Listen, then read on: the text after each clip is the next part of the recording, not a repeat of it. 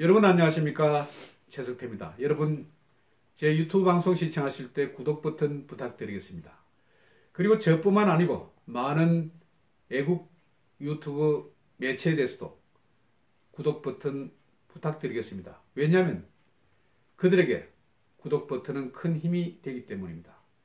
이 밖에 좋아요 엄지척도 함께 부탁드리겠습니다. 오늘은 여러분께 손혜원과 관련한 소식을 전해드리겠습니다.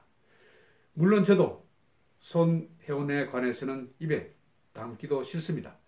그런데 부득불하게 이런 소식이 들어왔기에 여러분께 다시 전해드리는 것입니다. 여러분, 서울 남부지검에서 손혜원과 관련한 여러 시설물에 대해서 압수수색을 벌였습니다. 3월 5일에 일이었습니다. 서울 남부지검은 목포에 있는 창성장, 그리고 목포에 있는 손소영 갤러리, 서울에 있는 크로스포인트 문화재단, 이 밖에 손 의원의 보좌관 집 등 모두 4곳에 대해서 압수수색을 벌였습니다.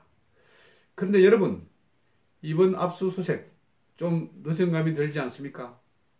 왜냐하면 시민단체에서 손혜원 의원의 부동산 투기 의혹에 대해서 고발을 한 것이 2월 10일쯤이었습니다. 그래서 보면 고발한 지 40여일 만에, 그리고 언론에 보도된 지 50여일 만에 이렇게 압수수색이 행해지는 것입니다. 좀 저는 이렇게 보면 늑장 압수수색이고, 그리고 뒷북 압수수색이라는 느낌이 납니다. 아시는 것처럼 압수수색은 중요한 증거를 찾기 위한 하나의 법적인 그런 절차입니다. 보통 기업이라든지 중요 고위공무원이라든지 압수수색을 할 때는 재빨리 사건이 터지면 신속하게 하는 것이 일반적인 그런 일입니다. 그런데 이번에는 40여일 만에 하는 것은, 이것은 보면 어느 정도 시간을, 틈을, 여유를 많이 준 것이 아닌가. 그래서 손혜원 의원 측에서 중요한 증거를 다른 곳에 두거나, 그리고 은폐할 수 있는 시간적 여유를 준 것이 아닌가 하는 그런 생각도 됩니다. 실제 이런 일이 있었지 않습니까? 김태호 수사관 압수수색할 때는 어땠습니까? 빨리 수색했습니다. 그래서 아이들이 잠자는 시간, 이런 시간을 틈타서 했기 때문에 아이들이 놀라서 울고 했다는 그런 뉴스 보도도 접한 바가 있었습니다. 그리고 또 보면 이번 압수수색에 손혜원 의원의 입장이 너무 당당합니다. 3월 5일 날 올린 SNS상의 글을 보면 손혜원 의원은 앞으로 검찰 수사에 당당하고 정직하게 임하겠다.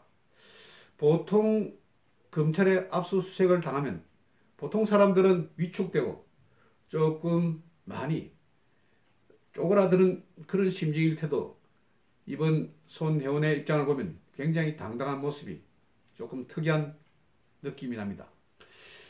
그리고 손혜원 의원과 남동생 간의 그런 다툼도 정말 세인의 입으로 회자됩니다. 손혜원 의원의 남동생은 손현 씨라고 그러죠. 손현 씨는 최근 한 유튜브 방송에 출연해서 이렇게 이야기했습니다. 자기가 비리 척결단을 결성했다.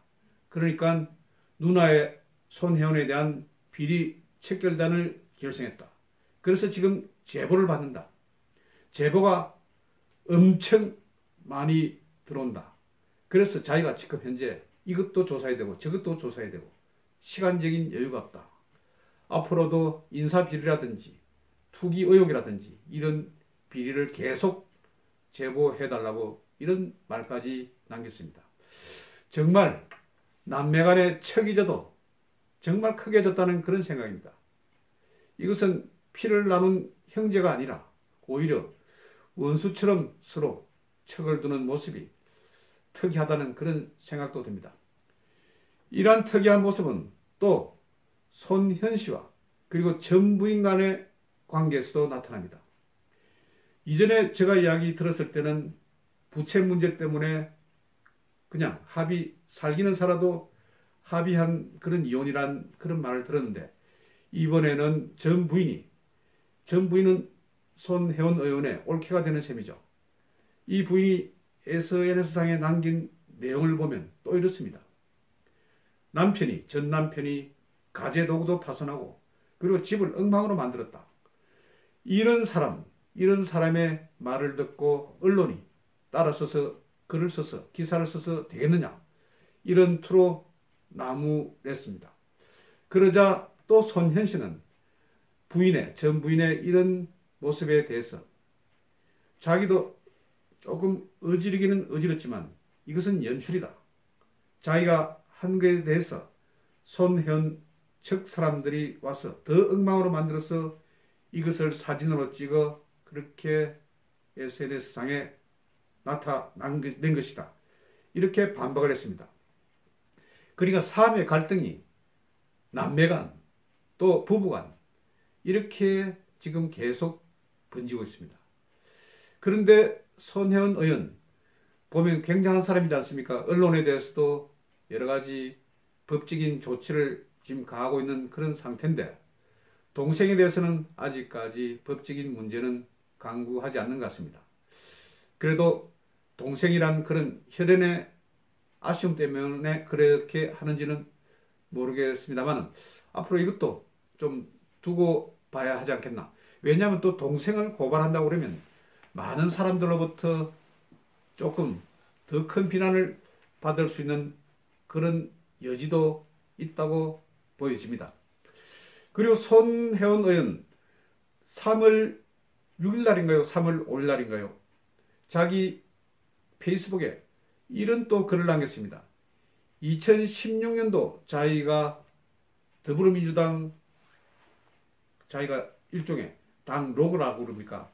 이런 것을 만들었는데 그것을 다시 공유를 했습니다. 더불어민주당 마크가 있는 그런 옷을 자기 페이스북에 남겼습니다. 이런 것을 보니까 저도 조금 약간 이상한 생각이 들었습니다. 지금 손혜원 의원 무소속이지 않습니까? 그리고 이게 검찰의 수사가 지금 개시된 그런 상태. 그리고 국회가 곧 정상화됩니다. 그러면 손혜원 의원에 대해서 여러 가지 청문회라든지 특검이라든지 이런 것을 요구하는 목소리가 높아질 수밖에 없지 않습니까? 그래서 인부적, 세부적을 느껴서 그랬을지 모르겠습니다만, 다시 민주당이라는 그런 신부를 또 슬며시 내비친 것입니다. 역시 무소속은 외로워서 그랬을까요? 아니면 다시 민주당의 힘을, 어떤 백그라운드를 이용하려는 그런 마음은 아니었을까요? 그래서 이 부분에 대해서도 저는 조금 생각을 해보는 그런 계기가 됐습니다. 손혜원 의원 정말 굉장히 상당 기간 우리 국민들에게 의해서 굉장히 많이 설왕설래된 그런 주제였습니다. 그래서 저도 더 이상 손혜원 의원에 대해서는 입에 담고 싶은 마음은 없습니다만은, 이번에 압수수색이라는 그런 일종의 팩트가 나왔기 때문에 여러분께 알려드린 것입니다. 실제 이번 압수수색 외에도 2월 19일 날 검찰에서는 손혜원 의원과 관련해서 목포시청과 대전에 있는 문화재청에 대해서 압수수색을 한 바는 있었습니다. 그때는 관청에 대한 그런 압수수색이었고, 이번에는 손혜원 개인에 대한, 개인 시설물에 대한 압수수색이었습니다. 그래서 검찰에서 이 두 가지 포인트에서 어떤 연관성을 찾았을지 아닐지는 제가 단지 추측할 뿐입니다. 앞으로 빨리 수사 결과가 밝혀지길 바랍니다. 그리고 사실에 입각해서 정정당당하게 검찰에서도 수사를 행해 주셨으면 좋겠습니다. 오늘은 손혜원 의원의 여러 시설물에 대한 압수수색과 관련해서 말씀드렸습니다. 여러분 들어주셔서 대단히 감사합니다. 안녕히 계십시오.